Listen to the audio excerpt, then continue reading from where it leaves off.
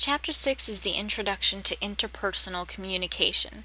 And again, this is one of my favorite chapters because it really digs into the different types of relationships that we develop and not just romantic relationships. So an overview of the chapter is defining what interpersonal communication is, the purpose of it, the elements of it, universals of interpersonal communication, different forms, the challenges, the axioms of interpersonal, types of relationships, theories on relationship development, communication tips for maintaining relationships, emotion in interpersonal communication, and then finally understanding interpersonal relationships, development to dissolution. The chapter also discusses the understanding for close relationships, gender, intercultural relationships, assertiveness, and sharing oneself with people from other cultures. So just to define interpersonal communication, the process of it consists of elements that interact through mutual verbal interaction to produce the ongoing formation of norms as part of the process.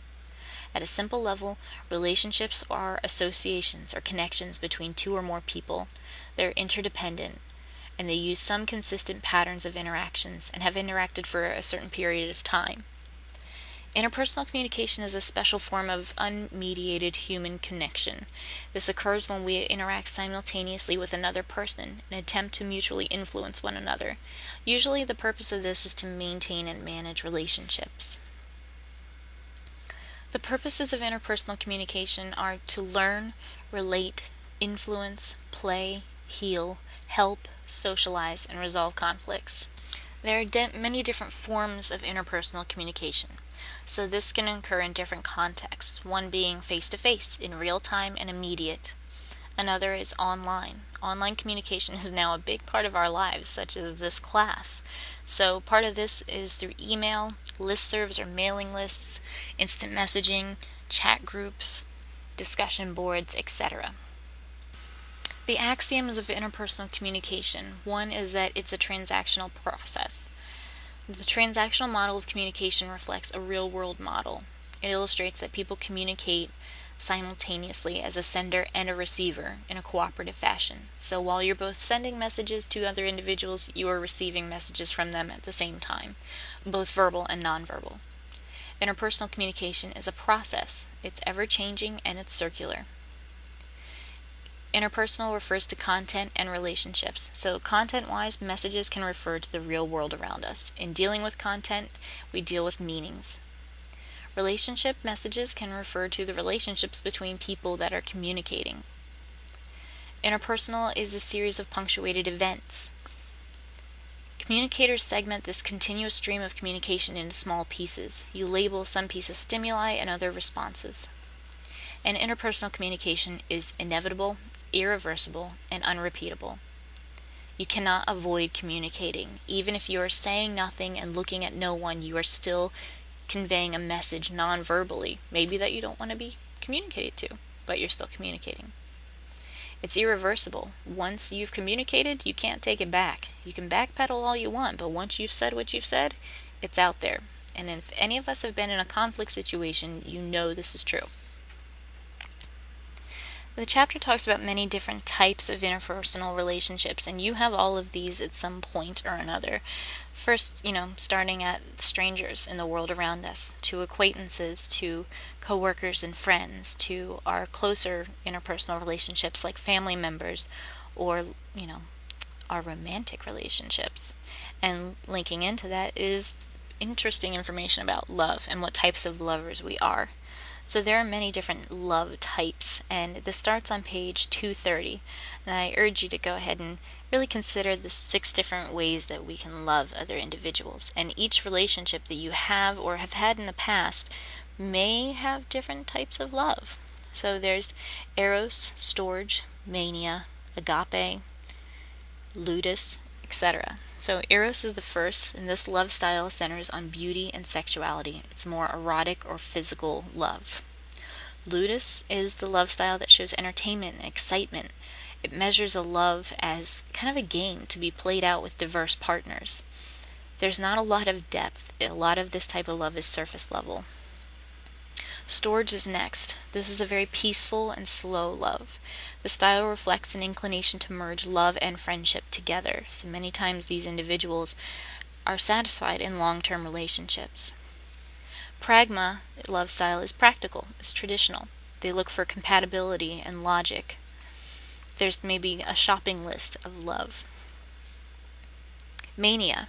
Mania lovers are elated and depressed with highs and lows all the time. They might have jealous tendencies, they're obsessive, and many of the times it's tied to self-image.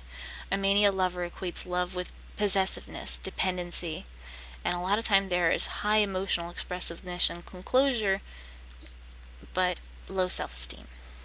Agape love shows compassion and is selfless and spiritual, without concern for personal gains. Consider which love type you are in with some of your closer interpersonal relationships, be they romantic or familial or even friendly. Linking back kind of to chapter 3, when we talked about different types of families, this chapter also talks about the different characteristics of families, different roles, responsibilities, orientations, relationships, and rules. So part of this is family types that I've mentioned before, but now breaking it down a bit more from just the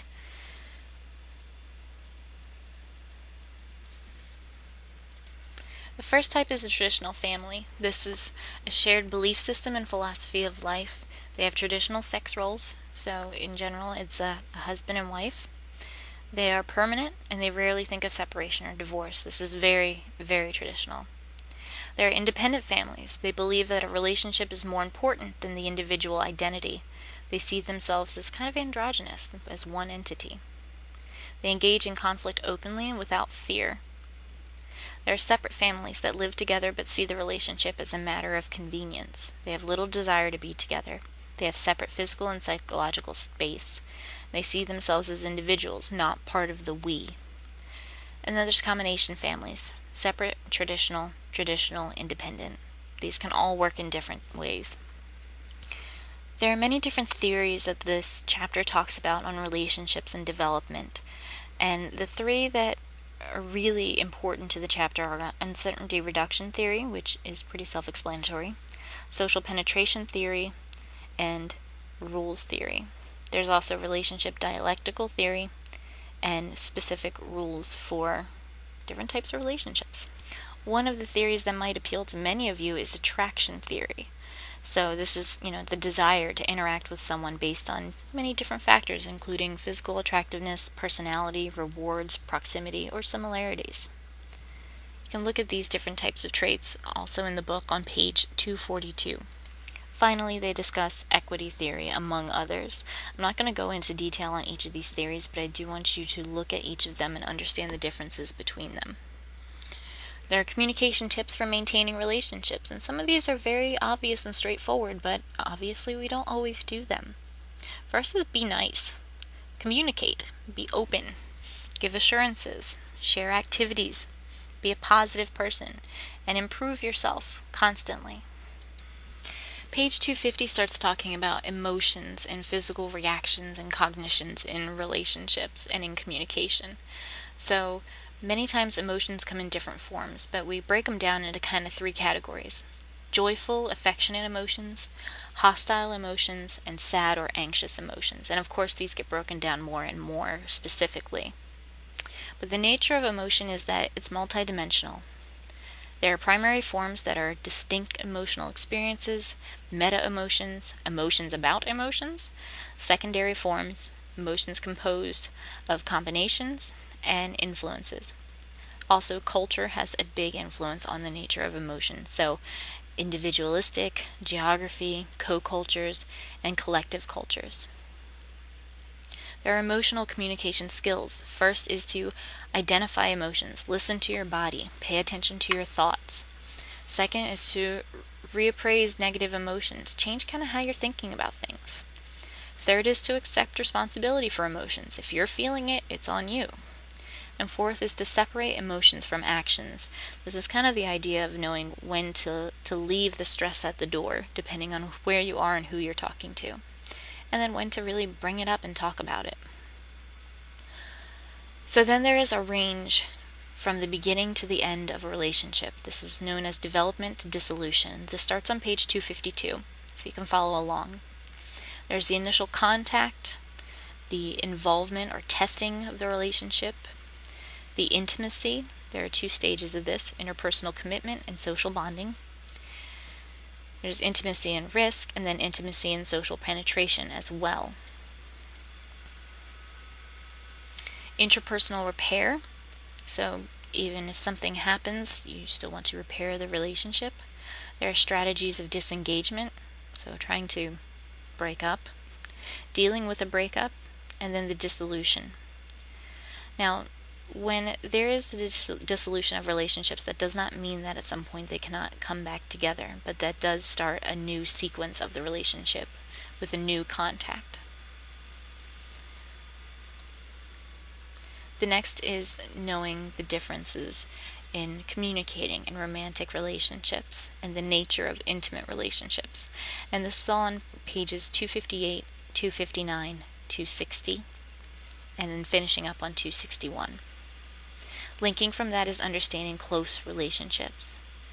These are relationships that are ongoing. They have a past, a present, and a future.